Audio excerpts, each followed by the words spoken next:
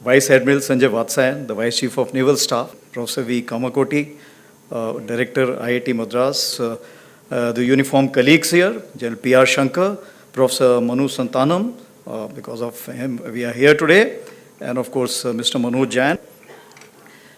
And besides this, of course, eminent industrialists, technologists, members of the vibrant startup ecosystem, faculty of IIT-Madras, young friends, especially Karthik and the organization team, which were constantly in touch with us to organize this talk. And of course, ladies and gentlemen, and my dear students, because of you, this IIT-Madras exists, and we are actually banking on you for everything what I'm going to speak hereafter. So, of course, as far as your institution is concerned, I don't have to say anything. It is one of the best, we know it. Its unwavering commitment to excellence, research and innovation and technology. And milestones, of course, include first indigenous 5G call, first commercial RSCV-based system on chip, and first R&D organization which released most detailed 3D high-resolution images of the field brain, of the fetal brain. And of course, I saw the 3D printing machine, which I was highly impressed last time when I came here, which was making the platinum replacement for the skull. And of course, for the 6th consecutive year, you are first in rank overall category, and 9th consecutive years for the engineering categories. So I think, like we used to say, you can't beat a Bajaj and IIT-Madras, something like this, you can't beat them. They are the number one, numero uno, and that's why one feels proud to kind of get connected with audience of this caliber. And what I understand, in this audience, they're about technical majority, but they're also 15% humanities, which are also part of it. Why I'm telling you this? Because you have to understand the difference between the Army, Navy, the Air Force, and the book is Mask of War. The Navy basically banks on its platform as its USP. And as far as the Air Force is concerned, Air Force banks on the technology as its USP. But as far as the Army is concerned, word over, it banks on its human resources as the USP. And this is something we will find if there's a book from the Max Tegmark, Life 3.0. So when you talk from shift from Life 2.0 to Life 3.0, it is talking about the human being. So human being is the one which will be most responsible for these kind of activities when we are looking at the transition and technology-oriented kind of future. So what it means that human resource and technology, the best binding which you will find is provided in the Army, and that's why this Agni Shodh was very critical to all of us. Even in National Defense Academy, what we are looking at, that we are having the technology as well as the humanities combining together, because the decision to apply what kind of a technology, because it has this ramification, second and third order effect, that has to be understood by the human brain, because technology in isolation will have its own implementation or implications. So this extramural lecture, which has started in 1982, and great to see that the prominent speakers include spiritual leader, His Holiness Dalai Lama, Missile Man President Abdul Kalam, and of course cerebral chess champion Viswanathan Anand. So let me connect with these three before I move ahead. So as a spiritual leader, His Holiness Dalai Lama is concerned, since I am also the Colonel of the Regiment, now Honorary Colonel of the Regiment, Ladakh Scouts. And Ladakh Scouts, the spiritual leader is Dalai Lama. And of course, I have to, before you take over the Colonel Regiment, you have to take his blessings personally, and I had to do that. What is more important is Sonam Post during Kargil war. The people who were going for attack from Ladakh Scouts were actually not very happy. And Sonam Wangchuk asked them, okay, what do you want to do? They said, okay, we just want to take the blessings of His Holiness Dalai Lama. And he took them to the place, got the holy blessings done, and thereafter, you know, everything is history, and we have the Sonam Post established today. Of course, Missile Man, of course, the DRDO and missiles, something which is very close to the military, I don't have to speak about. And as far as cerebral chess champion Viswanathan Anand is concerned, he is a master of chess. And of Sindur, what we did, we played chess. Now, what does it mean? It means we did not know what is the next move the enemy is going to take and what are we going to do. This is something we called about the gray zone. Gray zone is that we are not going for the conventional operations, but we are doing something which is just short of the conventional operations. Conventional operations means go with everything, Clausewitzian approach. Take whatever you have. And if you are able to come back, it's okay, otherwise stay there. But that is the thing which we talk about, the conventional approach. Here the gray zone is any activity which is taking place in all domains. That is something which we are talking about, and Operation Sindoor taught us that this is the gray zone. So we were making the chess moves. He was also making the chess moves. Somewhere we were giving him checkmate, and somewhere we were kind of going in for the kill, at the risk of even losing our own, but that's the way life is all about. So how the future war we look at, I'll talk about it in 4 trends. Then first one which comes is diffused. Diffused means the battlefronts are actually not defined. There's no clear battlefronts. And do we look at, as of today, that has the Indo-Pak war finished? Has the Iraq-Iran war finished? Has the US-Iraq war finished?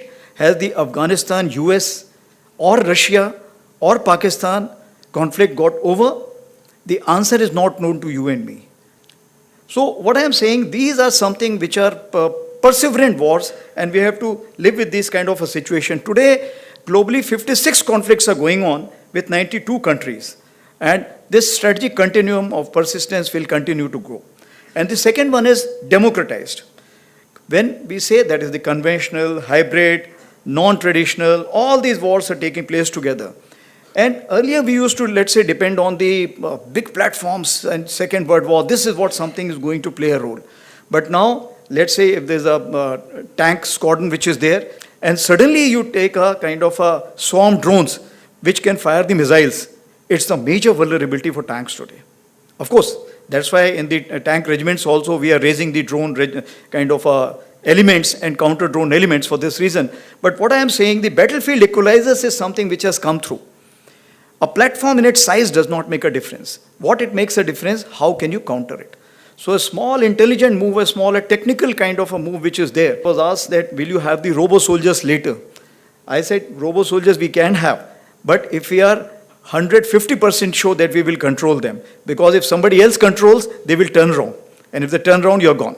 So that is what the technology counts about. Coming on to the third one is the diverse.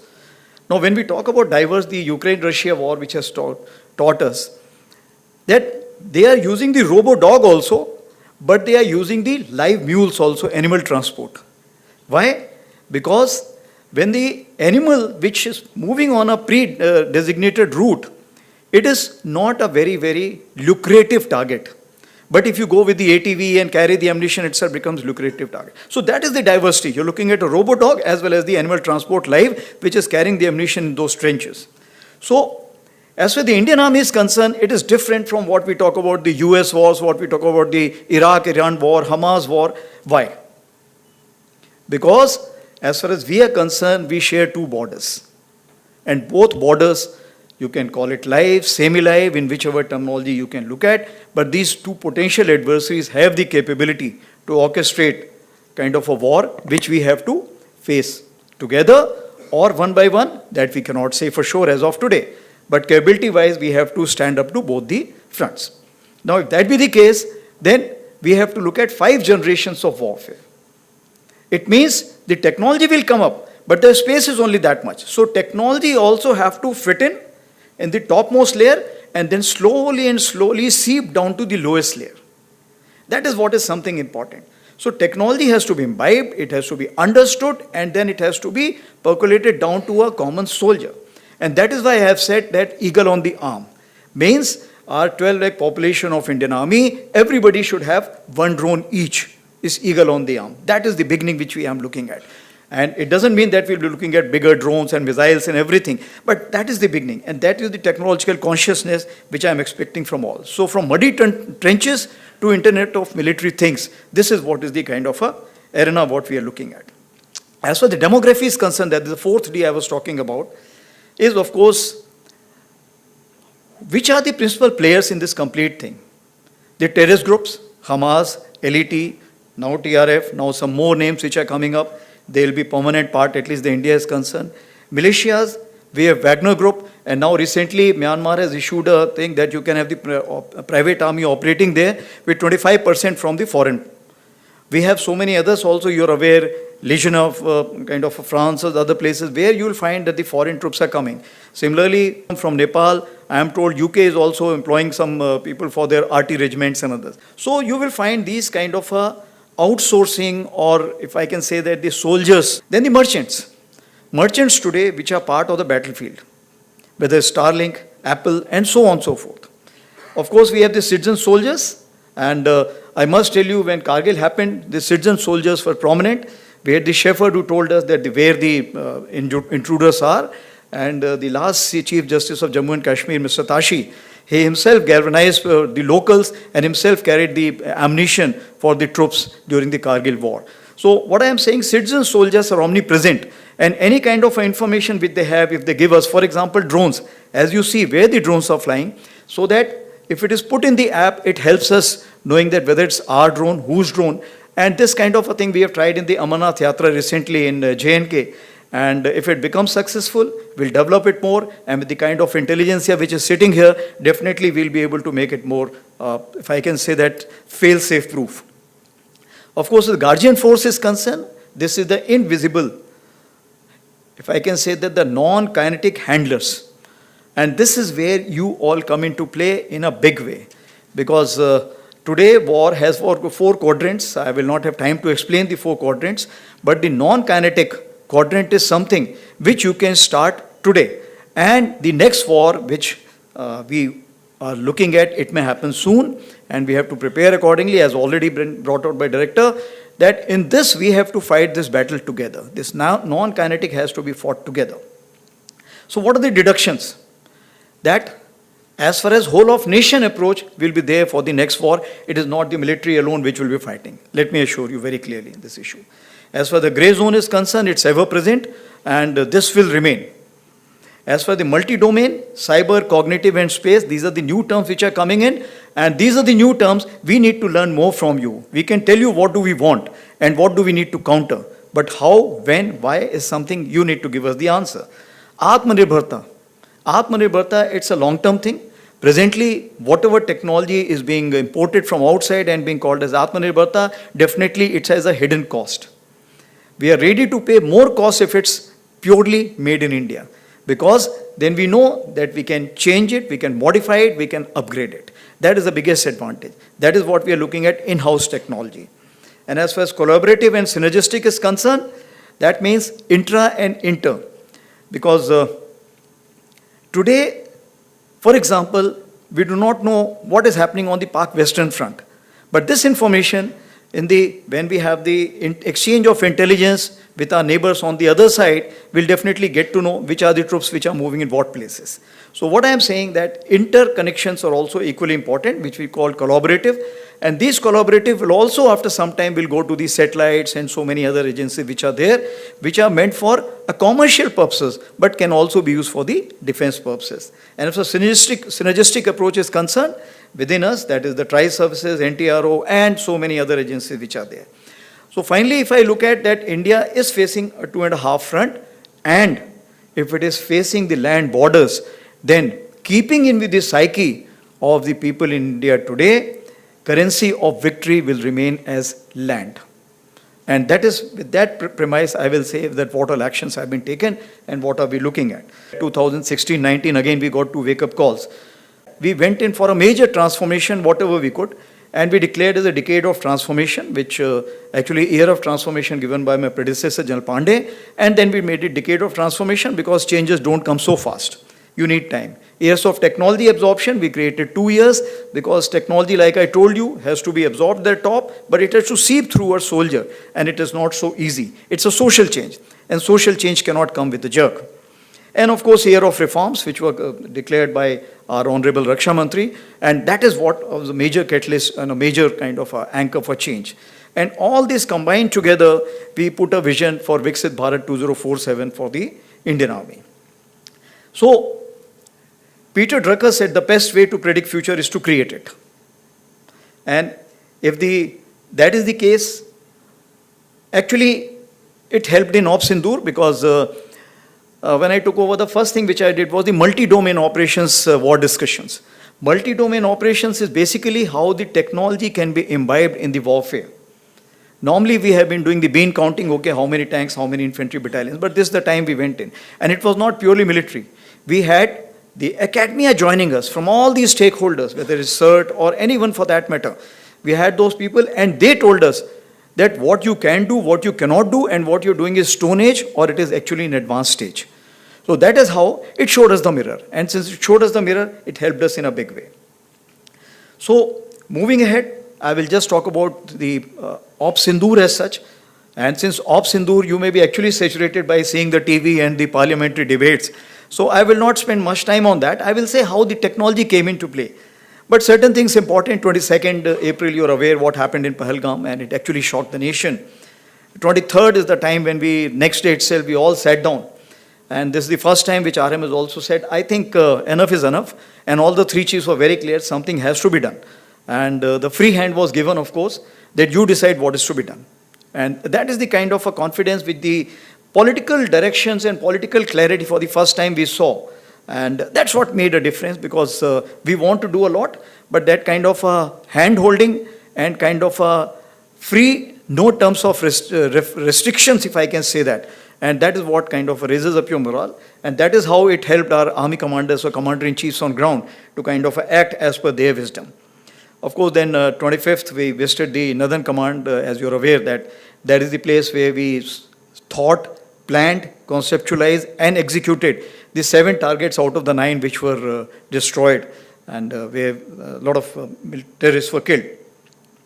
29th April, of course, was the time when we met the Prime Minister for the first time, and thereafter, next day, of course, why I'm telling you this, because it's important that how a small name, Op Sindoor, connects the whole nation. And I was telling director also that when he briefed me on this, he said, okay, we'll have this name Op Sindhu. And I thought it is Op Sindhu. Sindhu is basically Indus River. So I said, excellent, sir. Indus Water Treaty has just been frozen by you. He said, no, it is Op Sindoor.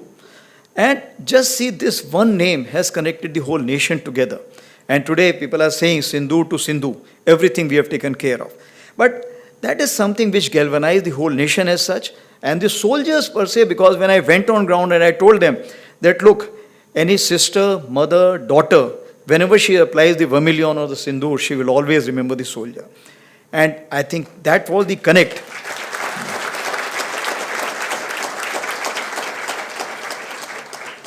And I think that was the connect which they brought the whole nation together for one cause.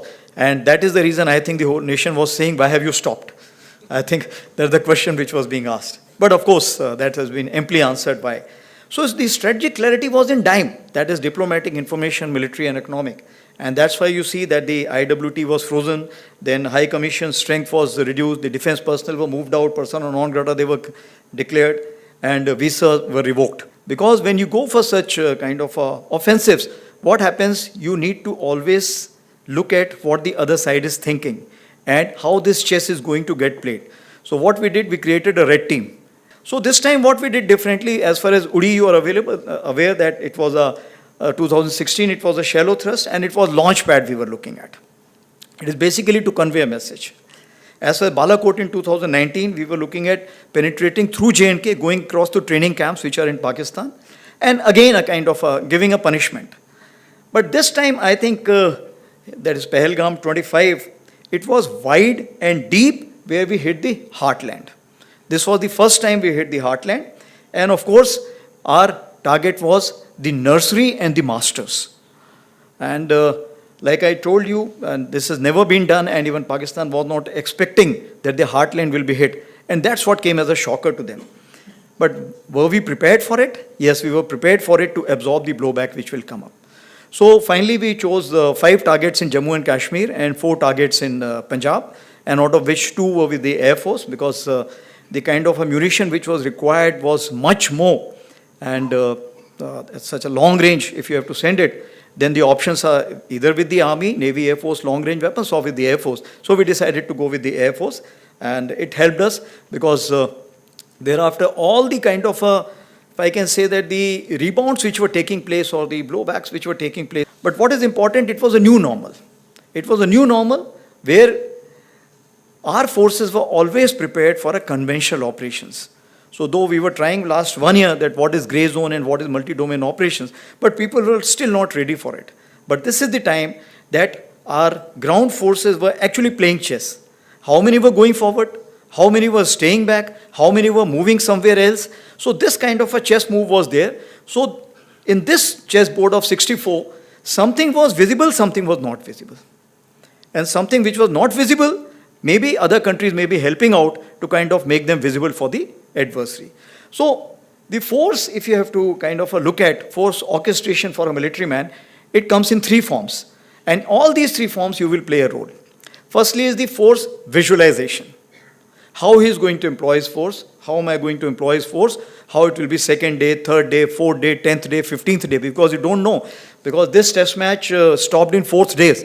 And it could have continued for 14 days also, 140 days also, 1400 days also, we don't know. So we have to be prepared for those kind of things. Second is force preservation. Force preservation is important because you have to live to fight another day and you have to kill the other person. That's what is your job. Not to lay down your life unnecessarily. It is to make sure the other person lays down his life and he feels happy about it. And you feel happy by facilitating that. So if that be the case, so force preservation becomes important and it has a major role. When we talk about the various drillings which are required to be done in the mountains and so many bunkers of different kind which are required to be made, and if I can say the preemptive actions which are required to be taken, and the third one is application, force application. So these are the 3 domains which we look at as a military man, and this is what something I will just give the amalgam of some issues that how we went about and where your role comes in. So I will just talk about the technology and Operation Sindoor. So firstly, let me assure you, it was a whole of nation approach and the collaboration was there. Was it in conjunction with other nations or not? That's a moot point, but it should be. It should be in long run. As far as deep data mining, that became a criticality that if you had the deep data with you, it would have helped you more. So for last 1.5, 2 years, since our deputy chief is the one who's looking at data, big data analysis, integration and everything, we have started it in a big way. And if you have the data, then only you can go for the predictive analysis and all that. So this is something which is a big lesson we realize, and data is something now we are working out, and we are also looking at what headings, so that later on it doesn't happen that the data becomes so haphazard that we don't know how to handle it. Initially, when we were trying to digitize, we were just taking all the notes, files, and kind of just scanning. That was not digitization. Digitization is reading it, scanning it, and be able to get this kind of a job, which requires a major, if I can say that, processing capability. And this processing capability was not available with us. But again, courtesy the initiative of the deputy chief, we walked up to MIT and they gave us, and that is the kind of a GPUs. So this is something which immediately helped Indian Army to go in for, if I can say that, data handling of a big quantum. So first one which I will talk about the intelligence, surveillance and reconnaissance, because we realize that the common operational int picture is something which is important, or integrated picture which is important. We have for the Army, we have for the Navy, we have for the Air Force. But getting it together so that all the, if I can say, the layers can sit on one and then we can take the decision.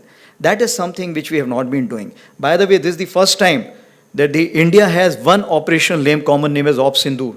Earlier we used to have, for example, if it's Kargil, so you'll have Op Vijay for Army, Safed Sagar for Air Force, and so on and so forth. So even if we were kind of having some problems, inside the room there was no cameras. We could sort it out and come back as a fresh man when we come outside. But what is important is the differences must be discussed and it must be overcome. And that's what we could achieve.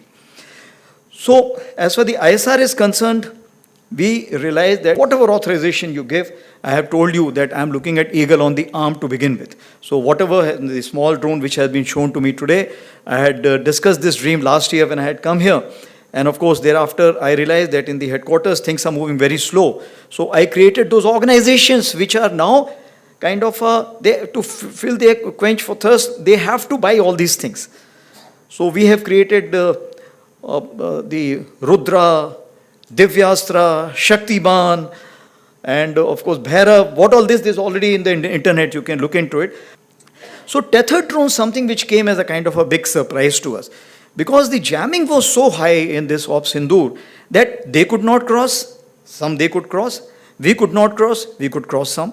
So the jamming was something which became a kind of a thing for the surveillance. So tethered drones is something which provides us that kind of a thing, because even if he wants to target, how many will he target? So the number is more, then it becomes easier, and there is no, if I can say that, the gap which is there. And that's why tethered drone became the talk of the town. And as far as the satellites are concerned, yes, satellites we realize that we need much more, but pseudo-satellite came up in a big way. Pseudo-satellites are the one which basically they, perhaps what we say, they come to a particular level and remain for the desired period what you want. And they cover the area what you desire to be covered. So that is something which we are also working out. The other side is also buying it. And this is some field. But what is important is not only the flying object. It is the electro-optical equipment which is there and the communication from that to the ground. This is something which comes into play, and this is also need to be seen. And of course, as far as the endurance of that satellite is concerned, important. So this time also what happened, some good Samaritans, no names, nothing, came up, because India exists all over the world, and our diaspora is all over the world. And of course, if I can say that, picking up data from the social media and mobiles. There is another thing called as light situation. That, okay, where was the light on today? Where was the concentration of light was more, here or there? Now to get this kind of information, kind of process it, and come out with the inference, ki, okay, this is what artificial intelligence, that this is what it could be. This is what something is required. And you will find all these fields, you will play a very, very important role. Of course, we have lot many agencies, NTRO, ISRO, INT agencies, etc. And we realize that our platform which are common need to be much more empowered. So we are working towards that. And of course, we also need to strike a balance between the federated and centralized info flow. Because if you have centralized info flow in the cloud, then what happens? You will find that if that gets impacted, the only one, the reserve alternate which you have, that's all. But if you have a federated, then you'll find the local, at least region, will not get impacted. Because that will have its own as well as having with the central server. So this is the kind of a thing which you are looking at, and that is where you will find that all the three services have something called as centralization and decentralization. And a mix of that is something which is the orchestration of operations. The second one is narrative management system. So narrative management system is something which we realize in a big way, because victory is in mind. It's always in mind. If you ask to a Pakistani whether you lost or won, you say, my chief has become field marshal, we must have won only, that's why he's become field marshal. So what I'm saying, that this is how you can influence the population. So it is the domestic population, it is the adversaries population, and it is the neutral population. Can rising powers be accommodated? That's a question you have to ask, and you will get the answer yourself. So then we made inroads through our own way. And the narrative management system, by getting the social kind of a sensitive index, then getting to use the Twitters and other handles from other places. So the strategic messaging which was there was very, very important. And that's why the first messaging we did, that okay, justice done, Operation Sindoor, that hit the maximum, I am told, in the world today, the number of hits which received. So that was the strategic messaging by a simple message. And the logo which you see all over the world was created by a lieutenant colonel and a NCO. So we prepared all this. So when we were going in for this kind of Operation Sindoor operations, we were also going for these things, because narrative management system is important. So what it means, that when it comes to the technology, there is a technology here, there is a technology here. The big party would like to propagate a technology to be much, much better, and you will get influenced by it. And the smaller one will not have the money power to kind of propagate that.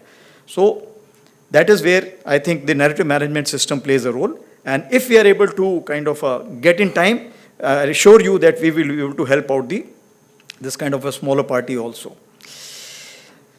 As we dug through the OSINT, we could also declare the fake.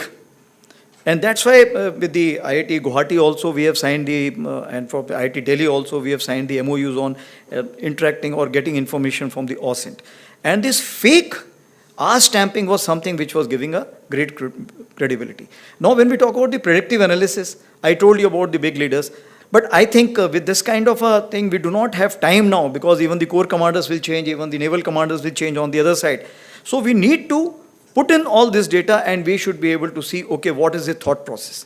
What is he likely to do? No, predictive analysis is required, and that is where we all play a role in it. As for the communication is concerned, of course, secure battlefield networks, it helped us in a big way. Cyber defense measures. This is something, whatever you do, you will find you are still short of effort. And you know that what kind of attacks which were carried out, and we could ward off, we could recoup back wherever is required, you could rebound back. But next time, it may be much more. And whether that country will do it alone, it will be supported by some other countries, we do not know. But I have a strong hunch feeling that that country will not be alone. And that is where we have to be careful. Here I would like to talk about Sambhav, because Sambhav is courtesy IIT-Madras, And this was a big game changer. Why? Otherwise, we used to be on the WhatsApp if we have to talk anything. Secret, we cannot talk, so we are talking on the mobiles. But this Sambhav gave us a big uplift. Same thing, this war, starting from 22nd April, we formed various groups, as you are aware. But here, there was a kind of a drawing board where everybody was knowing what is happening. So my Southern Army commander sitting at Pune, who is controlling the Rajasthan, doesn't have to tell J&K what is he doing. It is known through that. But what we learned, that we allowed too many people to use Sambhav. And we gave too many permissions. So now, at the time of crisis, if there are 100 messages, how will you kind of sift that which is the operationally important? That's why the hierarchy became important. But the workload is something which was, let's say, X. It became 100X. When it became 100X, Murphy's law, the server also went down at that point of time. We had to change the server. So then we realized that the hierarchy of communication becomes very important. So centralization is important, but decentralization is also important. And that is where, once we make sure that the hierarchy was kind of reverted back, it became easy. But still, the load on Sambhav was very high. And I'm happy to note that Sambhav 2.0 is also being looked at, because that will kind of help us for Sindur 2.0. So I'm sure before Sindur 2.0 starts, Sambhav 2.0 will be actually commercialized. Coming on to electronic warfare, of course, you're masters of it, so I don't have to talk about it. AM spectrum dominance. Jamming, I told you, it was in a big way. But deception, we could do a lot with the electronic warfare. And beyond that, I would not like to speak, but as you know, that headquarters, etc., depicted from that. And of course, radar fingerprinting. Again, deep data. Because all the radars open at various places. And if you have the data, then you know, okay, which radar is opening up and it is held with which formation. That tells you the orbiting, which is important. So fingerprinting, which becomes important. And therefore, the long-term involvement here becomes important. And ECAS or something, I think it's already in the media also, that we have created a software which is helping us.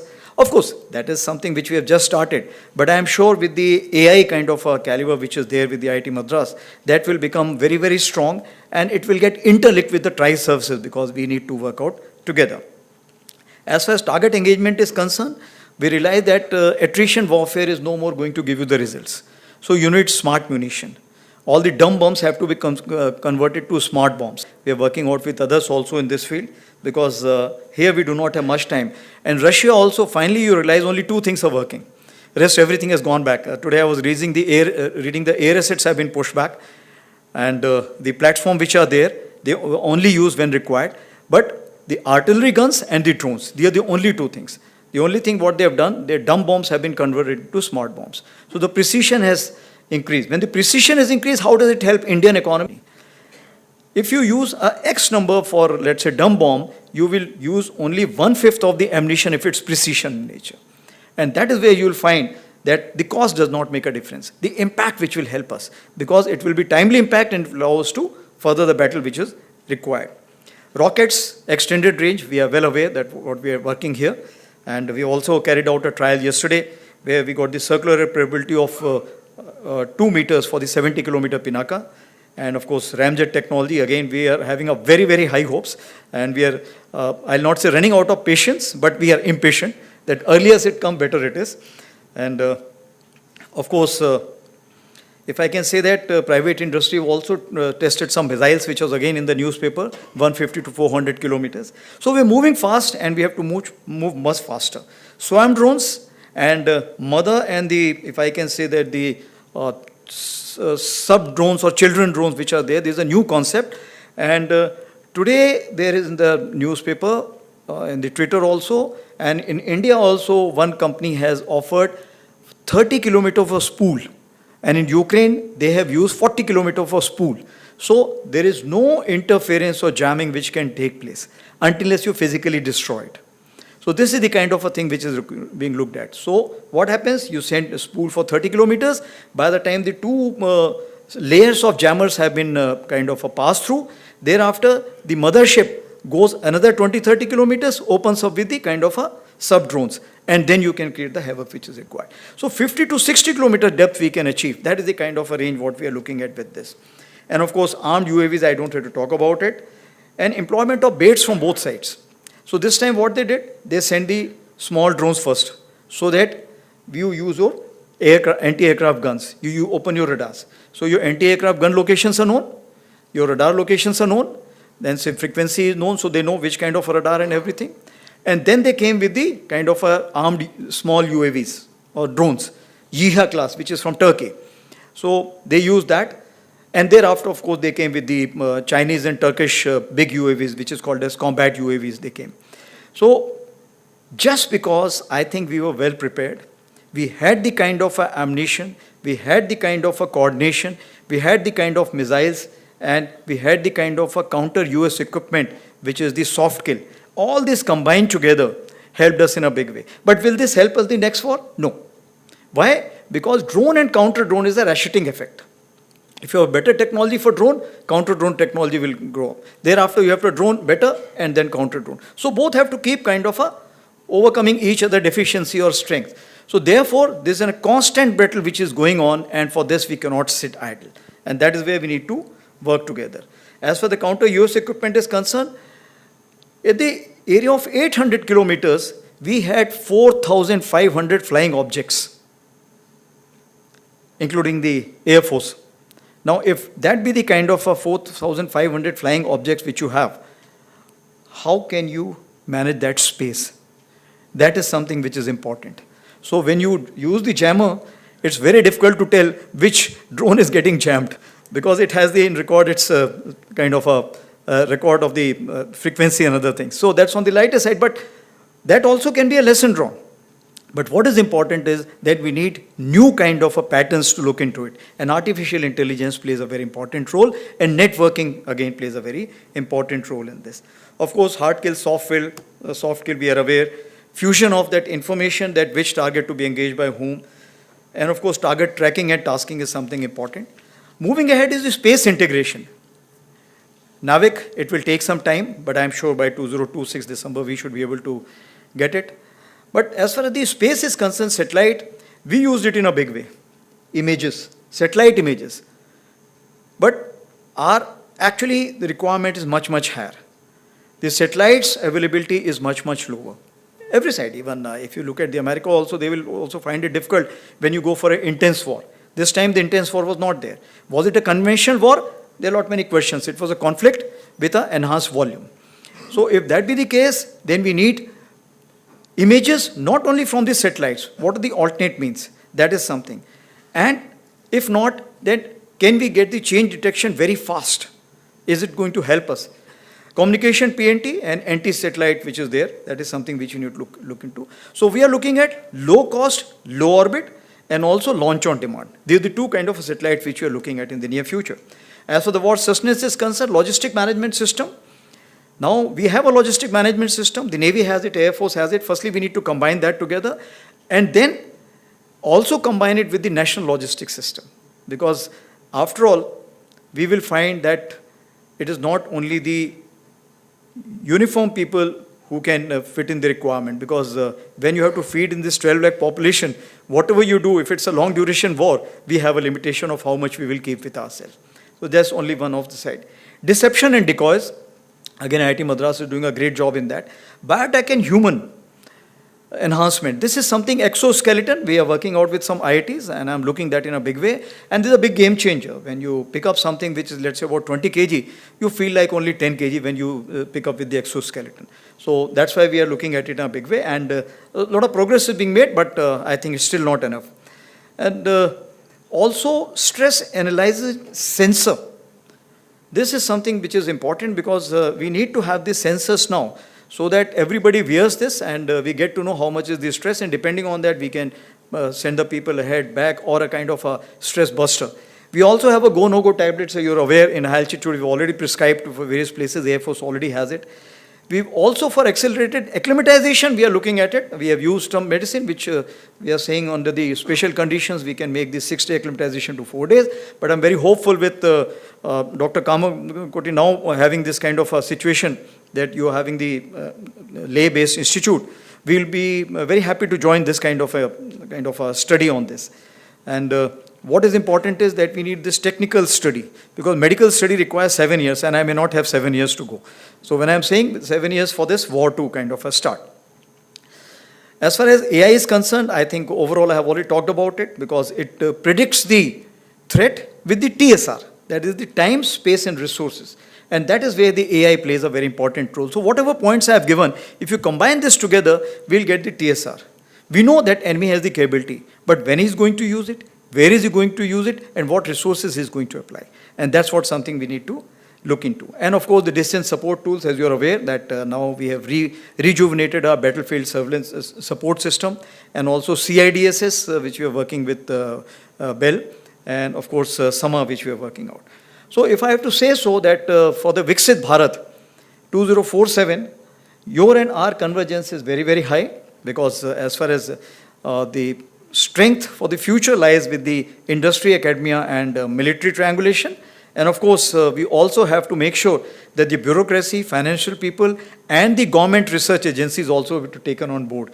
As far as the Indian Army is concerned, we have created the technology committee, which is Empower Technology Committee, which has got 16 technology clusters, and these clusters all over the media we have already given out, and we've also given out which is the principal staff officer to be connected to and which is the director general to be connected to. Because whatever you have, you don't have to come through me or the deputy chief ISNC or with the ADG, ADB. You can just go to them directly. Those DGs are meant to do this, whether it's robotics or it is with the quantum technology, blockchain, you name a thing, and we have the people name for it. We've also created a cell at IIT Delhi, Kanpur, ISC Bangalore, and of course, Agnishodh is a very good beginning, and we are very hopeful from this. As far as MCT is concerned, of course, we have India AI mission, Chip to Startup mission, and of course, Project Kila, that is the quantum computing, that is what we have. So what we are looking at two ways from you is basically the disruptive technology, which should make our job easy, and that offset strategy. Offset strategy, once we sit with you, you tell us your prowess, we will come out with the offset strategy. So these are two things we are looking at mainly. Of course, water jet cutting, which has been explained to us, we are looking at keenly. We're also looking at a smart IoT kit for health monitor. And Ladakh IIT extension is a big thing because our northern front is completely, will be dependent on this research center. And Army internship program, which we have started recently, and I'll be urging all of you to join that Army internship program.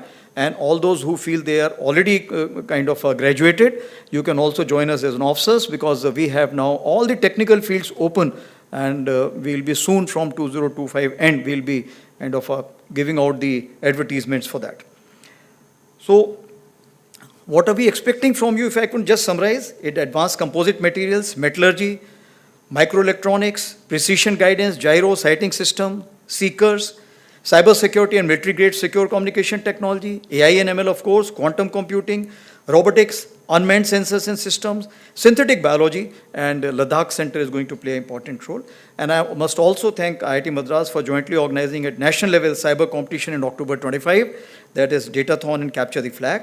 So in summation, I have to say that Operation Sindoor, a new normal, is just the beginning. It's the age of acceleration, the transformation we are living in. And if that be the case, then journey to be traveled together for upholding peace, even if enforced through strength, synergy, and sovereignty, is the call of the day. Thank you very much. Jai Hind. In your address, you spoke about something, citizen soldiers.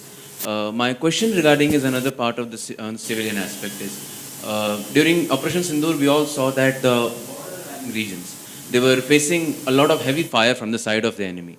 In such situations, can you shed some light upon the role of the army to ensure that civilians don't panic and behave responsibly, which is, I think, very important during such operations? Okay, so it's a very pertinent question, and that's why if you see that anywhere in the world today, other than maybe Iran, Iraq, where they went on for 10 years, other places if you find that they all look at the exit strategy, that how early can they stop the war. As far as Russia, Ukraine is concerned, that's gone out of control, and that is something which, but when you go to Moscow, you don't realize that the war is on. That is the kind of a situation. They have been able to isolate that war zone. So what you have asked is basically what the role of army is as far as the protection of civilians is concerned. If you carry out the analysis, you will find that what will be the density of the population which is on the western side and what is the density on the eastern side. In my wisdom, I think whatever population we have on our borders, along our borders, let's say 30-40 kilometers, it is 3 times on the other side. So it has to be very clear that if you look at civil target, the other side will be a very, very big loser. So that itself becomes a kind of, if I can say that, a deterrence for them to take care. That is point number one. Point number two is we talked about force visualization, protection, and that is preservation and then application. So when we look at force visualization means what? That we have to visualize that what is the kind of a force application the other side is going to do. Based on that, the actions are taken on ground. You saw that the civil defense exercises took place. The NCC boys went around and spoke to everyone. There were community centers which were identified. People were talked about if the shelling takes place, how the blackening of the complete area has to be carried out. Those rehearsals were carried out. In 2019, we went in for, along the LC, the major drive for constructing the community bunkers. Because the line of control, as you see, the firing is on in a big way. So what it means, the population which has been impacted over a period of time is conscious of it. And if they're conscious of it, they're taking all these actions. At some place who were in depth, they said, okay, it will never come to us. But when we found that the drones which are coming inside, and of course we shot them down, then we found that other players also who were not looking at bunkers and they said our houses are safe enough, also started looking for the bunker construction material. So what we are looking at now, that awareness, what actions to be taken, that in conjunction with the NCC, in conjunction with civil defense organization, in conjunction with the civil administration, and also look at more such kind of a, if I can say that, infrastructure coming up all along the border. This is what we are looking at. And if anything falls of enemy, any ammunition, it will fall on us first, then only it will go to the civilians. Thank you. My question was regarding the use of technology in Operation Sindoor. So could you elaborate on the use of technology, specifically drones and related devices during Operation Sindoor? Also, do you see non-kinetic warfare playing a key role in going ahead with what we'll do next? So as far as the drones are concerned, let me tell you that since I was commanding Northern Command for 2 years, and there the drones is something which is the daily requirement because of the half front which I talked about, that is the counter-terrorism operations which we carry out. But we realized that the drones which we bought over a period of time, the acquisition process is so long drawn that whatever we wanted about 5 years back came today. But the requirement was something which must be manufactured today. It should be state of the art and it should come. So what we did, as far as we are concerned, we used those drones. We modified lot many drones. There is a book which is called as Jugaad, and you all must read it because Indians are very good at it. So what I am saying that our special forces and some organization which are with the DRDO and our intelligence sat together and modified the drones as per the requirement. And these drones, we used it effectively for the destroying these targets which are there. And if I can say that, to the extent that industry came forward in a big way. No names, but the industry came forward. Whatever they had, they told us, this is what is available with us today. Please take it and use it the way you want. We said, money, forget about it. So this is what is the patriotism and nationalism all about when we talk about that whatever was there with the country, everything came forward and we used it effectively. But was it enough? No. It was only 1/10 of our aspiration. And that is why a huge chunk of now emergency powers have been given to us. And from that emergency powers, which we are buying in a big way, the lot ammunition, the drone equipment, and counter-drone equipment. This is what we are looking at. Thank you.